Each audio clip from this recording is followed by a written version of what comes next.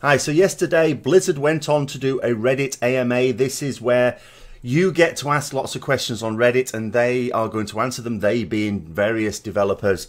And there were a number of topics discussed, including specific class-based issues. So we all put our questions on there. I'm going to go through now what they said to sum a very small proportion of the Retribution Paladins questions that were asked. Starting off with one that I wish no one had have asked, but I knew someone was going to. Would it be possible for Paladins to have their Divine Steed spell replaced with their class mount, possibly using a glyph? I'm glad they added that last bit, because for me it would be appalling. I don't like, and a lot of Retribution Paladins do not like Divine Steed having an actual steed. Obviously the name fits it, but you just change the name. But Draenei, I suppose, and Tauren particularly. I have no sympathy for Tauren, of course, because they've got no business being Paladins in the first place. But I can imagine that they have some real gripes with this. So the class mount would be a significant improvement. But for me, and I've said before, I don't like the new class mount. And it's not. I don't like it for two reasons. One is that it's very uninspired. And the second, I just straight up don't think it looks as good as the original Epic Paladin mount, which I do use as my standard one and which my Divine Steed is.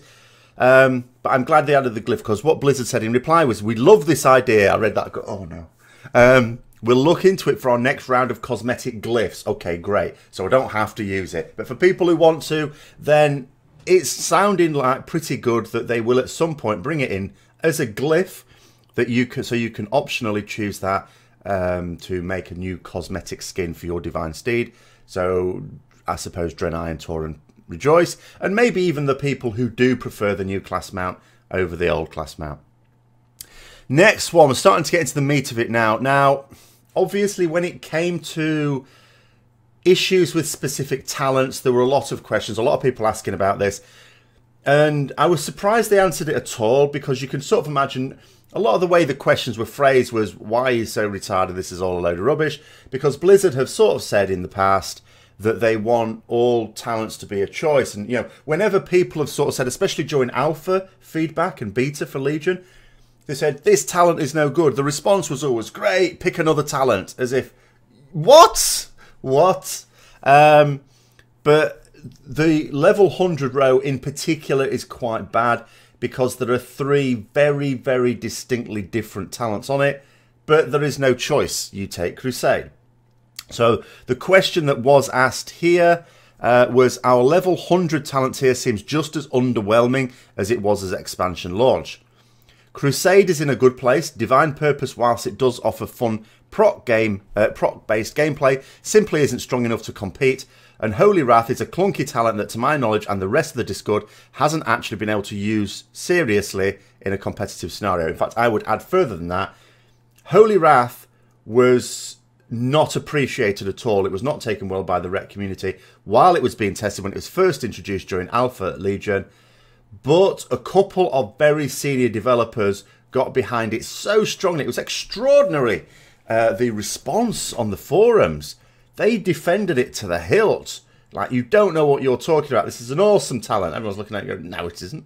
You know, Retribution Paladins at the time were imagining scenarios where at the start of a boss fight, we were going to have to run in, grab the boss, say to the tanks, hang on, we'll get it first, grab the boss ourselves, let it smack us in the face, maybe use Divine Intervention if we could, you know, so make sure we didn't die, get ourselves on low health and then pop it. Or we were going to have to be standing in fire saying to healers, leave, just let me get nearly dead. Pop it right now, you can heal me. All this sort of nonsense going on. If you made it competitive, it would be an awful talent to try and use. The only place it was any use to begin with was PvP, but obviously it's too overpowered for PvP, so they make it useless in PvP as well. But anyway, sorry. The question goes on to say, can there be any expected change to come in the foreseeable future for this talent tier, or a possible rework for just Holy Wrath, as it does seem like the absolute weakest talent in the tier? By weakest, of course, we mean useless. I think we would say, was the response, Crusade is very fun to play, but is far more of a throughput increase than we'd like for a single talent. There's a general point that I want to convey from the team for talents in general, and that is, It can be problematic when a single talent is too much a throughput increase. I think we aim for talents to be more in the ballpark of 5 to 8% throughput rather than the plus 15 for Crusade.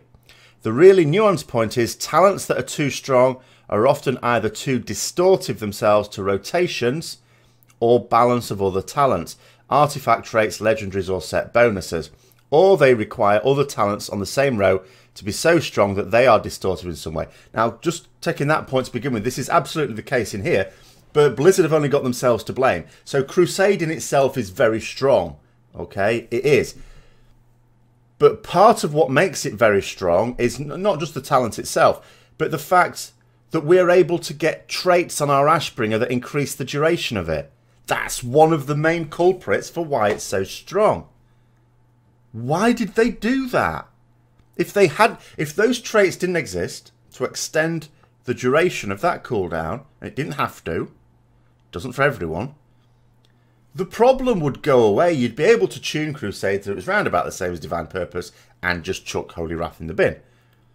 That one thing snookers it, and Blizzard did that. They chose to do that.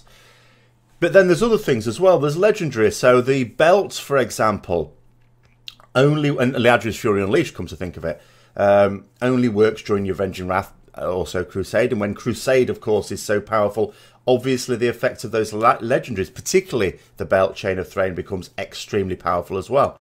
And that's the distortive element I think they're talking about there. But, you know, just the fact that we can extend it up to, and I have in my case, 37.5 seconds from 20, which is what it is baseline, remember? Is it? No, it's even, what is it? Do you know what? I've had these traits for so long, I can't even remember what it is baseline. It is, it's 20, isn't it? Behave yourself. 20 seconds. We're almost doubling it with traits, if you've got the right relics. And you're still significantly increasing it even without the right relics, because you've still got 4 traits. That's an extra 10 seconds. That's Blizzard's fault. Just one stupid decision created this whole thing. And it wasn't an unforeseeable decision either. The next one says, the next part of the answer, a lot of 5% power increases through talent, set bonuses, artifacts and legendaries adds up very quickly. Yes, it does. And you know that. So why did you allow it to happen? So that, you know, what they're saying is, I agree with. But what I'm saying is the solution to... First of all, it was known about for a very long time before Legion launched. And the solution was obvious. Don't put that trait on the Ashbringer. Next thing they said is, for example, Divine Purpose would have to proc about twice as often, or would have to make the next Holy Power spender deal increased damage to be on par with current Crusade tuning. Instead, we're more likely to tune down the damage bonus of Crusade and significantly buff the spec to compensate. Before I do this, I'm going to go to the second point here. It says, again, this is more of a general point on extremely strong talents, example Savage Roar, than on Crusade specifically, though Crusade does fall into this category. Now, here is where I'm going to have to say to Blizzard, if I was physically there with whoever said this, I'm afraid I might have to slap them around the head, because that is nonsense, what they've just said there. We're going to have to nerf Crusade and buff the class significantly. That sounds great. That sounds exactly the right thing to do, doesn't it? The thing is, they're saying this after it's been tried several times. They tried this all through Legion when they saw the problem. Their solution was to try and nerf Crusade. But the problem is, you get to a certain point, because it's not like nerf it a bit until it meets some magic point on a graph. You nerf it too much, and it actually becomes worse than useless. It becomes, because this actually happened. There was a point in the Legion where it was worse than taking no talent at all, because it was weaker than a baseline Avenging Wrath. What the hell is the point of that? So you can't just keep, you know, you imagine, they make it sound like you could just turn this tuning knob. There are several tuning knobs that all classes and specs have, where you can just tweak a little bit until it all works. That's assuming the way individual abilities work is sort of okay, and it's just the individual damage output. But that's not how Crusade works. It's really not how Crusade works. So they're not going to... I mean, feel free to prove me wrong. But my issue is, even Blizzard themselves have been trying this for now, what is nearly a year now. It's around about a year ago that it appeared in the alpha, I think. and they started monkeying about with it, and they still haven't got it right. They've nerfed it since Legion has come out. It's still really strong. You know, they're just going to nerf it a bit and it'll just be useless. We'll just have to take Divine Purpose. Now, some people might like that. They might not like Crusade and they might like Divine Purpose. Great. But what I'm saying is that because Blizzard have tried it so much with that simple change, and I've said this before, I don't think it's possible to just tune Crusade to be where it should be. The only way you can tackle Crusade, in my opinion, is to get rid of the traits of the Ashbringer. But that seems to be a step too far for them. They're not likely to do that. But that's what I would do, because then they actually could deal with it. It is possible then to tune it. Anyway. Then they said, and this was also another laughable point, I think we can all see how the idea of Holy Wrath could be cool. Do you? Really? That's not what people were saying on the Alpha and Beta forums when this monstrosity came into the game. There were many words used to describe it. Many, many words, some of which I cannot repeat here. I don't recall cool being one of them, apart from when it was in blue like here. You know, the Blizzard developers who were strongly supporting this, including the ex-director of World of Warcraft. Yes, they were saying it was cool. The rest of us were looking at it and going, what? Do you play a paladin? What? It says, but hasn't worked out in practice after necessary iterations. Of course not. Says, don't have much to say on future plans. No, I would keep very quiet on future plans if I were you. But those would be our thoughts on the talent. We haven't actually expressed any thoughts. The thoughts expressed here is, it's a good idea in theory, it just doesn't work in practice. Well, it's not a good idea in theory, because the theory is, you get yourself half kill, or more than half killed. You've got to get yourself almost dead, then use it. It's got a cooldown, remember. Something that's got a cooldown and does damage, you want to use it on cooldown, don't you? Of course you do. So what are you going to do? You're going to keep, whenever the cooldown's coming up, get yourself on low health, tell your healers not to heal you, make sure you don't actually die, use it, do your damage, then tell your healers to heal you back up again. Oh my god. And what about on fighters where it's not easy to arrange for your near-death experience? No. But even if we let that slide, if we just let that slide, because that's an opinion, whether something's cool or not, it's purely subjective. Something's good in theory and doesn't work in practice, what do? You axe it. It's gone. Doesn't work in practice. Closing argument. Get rid. Let's get on to other things then. So, the Retribution buff. After someone dies has been a topic of discussion for many, and we were curious to get the devs' thoughts / rationale on this ability. So the Retribution passive, of course, when someone dies in your party or raid, you get a nice healthy DPS increase of 20% for 20 seconds and a 30% damage reduction. Great. The damage reduction is actually quite nice. It's often glossed over. That's quite handy, because whatever killed the person that's just buffed you with this thing might still be going on, and it might actually save your life. But here we go. First point. The Retribution passive feels and fits the Retribution fantasy well. What? Fits the Retribution fantasy well? The fact that we are delighted when an ally of ours dies. That's what paladins are, is it? I don't remember that in Warcraft 3. You know, when people were dying on the battlefield, Uther turning around going, hey, there's another 10 of our men dead. Fantastic. Oh, I'm going to win this bet today. I don't remember that one at all. Absolute nonsense. Now, some people will argue, of course, no, you've got it all wrong. They're seeing their allies fallen and they're enraged. That fits the paladin fantasy, does it? Because that sounds more like a warrior fantasy to me. Not a paladin one. So, no. That's not even subjective in my view. It is, obviously. But it's like, I don't know how you can argue that. It does not fit the fantasy at all. In any way, shape or form. But anyway, says, it's a nice bonus and we don't think it's widely considered something that is required to be cheesed in order to benefit the raid.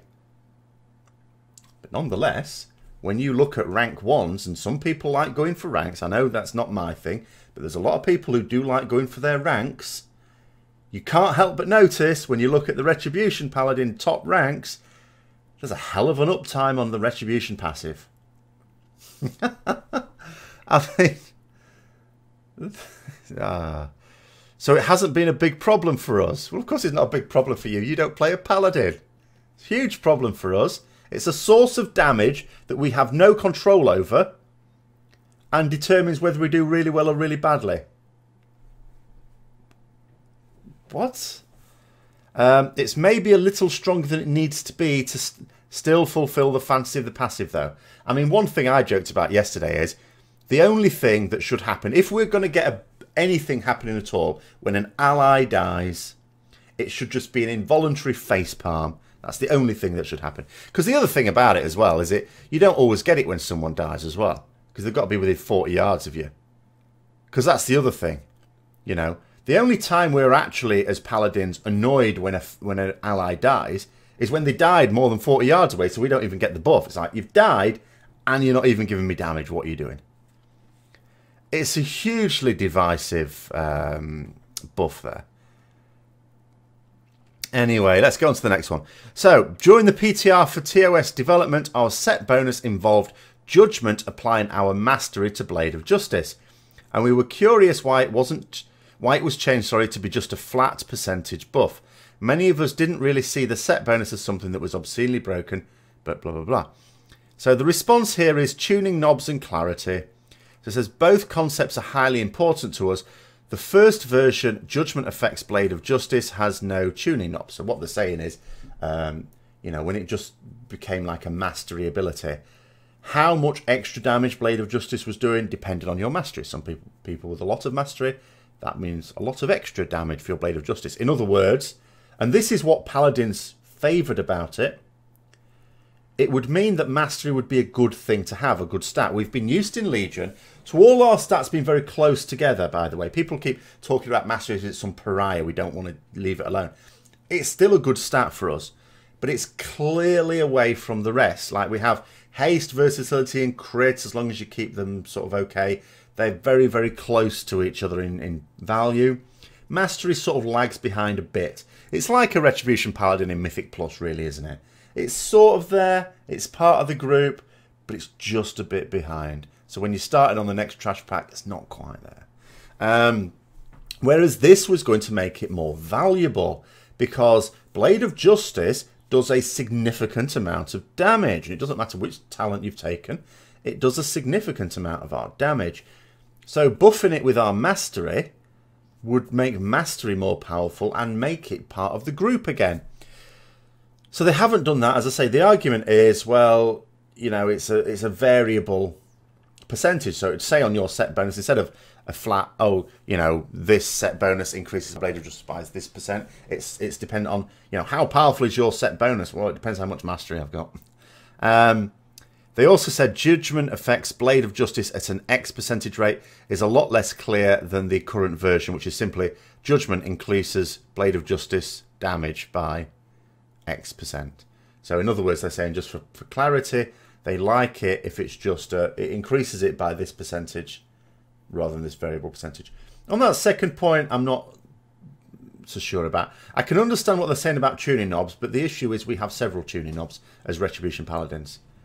We've got a number of them that they could just apply. I mean, for one thing, the easiest tuning knob that they could apply is gone. You know, I've forgotten, completely forgotten the name of it now. But where we use our greater blessings and we get our strength buff, that could easily be one of our tuning knobs. We've got multiple other ones as well, so they didn't need it for this. So I don't really agree with it, and I think I'm not saying I disagree with their thinking on it, their theory. That's sound, that's fine, but I think on balance they've made the wrong decision, because I say, as a lot of Rets would say,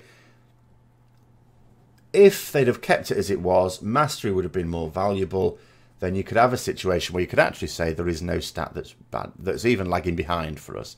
We could just comfortably say, oh, you've got lots of mastery. That's great, because you'll get more benefit from that set bonus then. Final one about Shield of Vengeance. This is the most retarded answer. And I know I'm, you know, it sounds like I'm bashing Blizzard here. Well, I am on this one. I don't in general, I have to say. But some of the... I mean, I didn't expect them to answer any questions like in the way you would like. This is essentially, this AMA was a PR exercise to sort of say, we are listening to you. Here we are, we're answering questions on the fly, even though obviously they're selected. But that's fine, that's okay, I don't mind that. Why does a God, let's put the teeth back in. Why does a defensive spell, Shield of Vengeance, do damage? It can make for some pretty bad gameplay by us not actually using it as a defensive, but as a DPS boost. And if we don't take enough damage, then the shield itself does not explode, which only adds to the frustration, as that is now damage we have lost and cannot gain back. And this is all true as well. And this is another one where, because of the traits, Shield of Vengeance can be a significant, it's not massive, but a significant amount of extra damage for us. Because the traits, of course, reduce that cooldown to the point where you can be using it quite regularly. And there are some fights where you do get the opportunity to blow it up quite easily. There are some fights where it's more of a stretch, but it's damage. It is damage, and you want to use it where you can. And this is particularly annoying. Now, the answer they've given is general answer. So they're saying about abilities in general here. Adding damage to defensive abilities and movement abilities always causes gameplay problems. Well, why do you do it then? Just don't need to do it. The damage portion of Shield of Vengeance can be problematic. And this is where I face planted onto my desk. Sorry, I'll start again. The damage portion of Shield of Vengeance can be problematic, but the name and theme of the spell currently suggests the damage should be there. Oh, it's called Shield of Vengeance, so it's got to do damage. Why did you call it Shield of Vengeance then? We used to have this ability called Divine Protection. Why didn't you just call it Divine Protection and make it an absorb shield? Doesn't have to do damage then. What? That's the stupidest answer ever. That's like the answer you would give to a 4-year-old that you can't be arsed arguing with. The name suggests. Who came up with the name? Change it. I mean, it's not like it was an iconic ability that's been around for years. They made it specifically for Legion, and they removed a defensive ability for it. Is it just me? This is mad. Absolutely mad.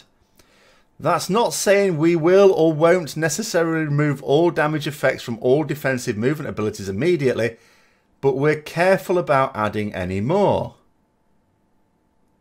Does that, to anyone else, read like, yeah, we think we've cocked up here. You're right, it's not sensible. Or at least that there's now a ground. Maybe it was always the case that opinion was divided amongst the development team. Like, it's easy to think of developers as all having the same mind. That's not true at all. You know, there's always arguments one way or the other, and on one side will naturally win. Maybe the balance of power has shifted slightly. And you know, maybe under the old director, that cretin, he was very much in favour of all this, and Ian Hazakostas was the one going, oh, I'm not so sure about that. And now that he's director, maybe that it's sort of pendulum swings towards his point of view, which is, don't like these cause trouble. I don't know, I'm just guessing here. But that statement reads like, maybe the opinion is shifting more on the side of, it's not really great to have this. So, but they can't just come out and say, yeah, that was a really stupid idea. We should have listened to you in the first place when you're providing all this feedback during the extensive alpha period that we completely ignored.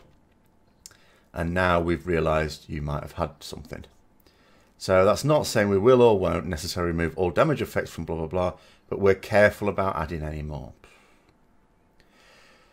And then there's this final one, which I suppose I should just read, but I really don't know what they're going on about here. It says, once Ian replied to an email thread saying, something along the lines of, every time I ask my Raids warrior to use Heroic Leap, one of the best movement abilities in the game, for a boss mechanic, and he says he can't because he needs to use it to proc the Heroic Leap, applies Colossus Smash Legendary, I die a little inside. So again, this is just an acknowledgement that having something, a utility ability, like whether it's defensive or movement or whatever, or even a crowd control, I suppose, when it comes to that, that does damage is a bad idea. And actually, that's an important point, because crowd control is just as much one of these types of abilities as well. They've removed the damage proportion from our crowd control, so Repentance and Blinding Light, which used to do damage, don't anymore. They didn't mind removing it off that. It is just down to this name, isn't it? So the best thing they can do now is, okay, we're stuck with it for Legion. The best thing we can do, realistically, is to say, okay, for the next expansion, we get rid of Shield of Vengeance. We bring back Divine Protection, which does exactly the same as Shield of Vengeance without the damage. That's the best thing they can do now. But anyway, that's what they had to say about Retribution Paladins, and those are my thoughts on what they had to say about them. I'm nice and enraged now, but there are other things they said as well. I'll be doing another series of short videos on other more general topics that they were talking about. But thanks for watching. I hope you found it interesting. If you did, don't forget to subscribe for further content. Share it with other people who might also be interested. And until next time, I'll see you later.